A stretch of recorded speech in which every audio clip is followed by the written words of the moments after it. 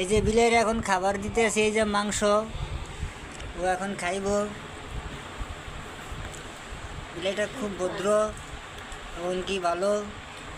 প্রতিদিন দুপুরবেলা যখন আমরা সবাই মিলে খাইতে বসি তখন এটা কই থেকে যেন আসে, আয়া হাজির হয়। তো আসার পরে তো তাকেও আমরা খাবার দিই।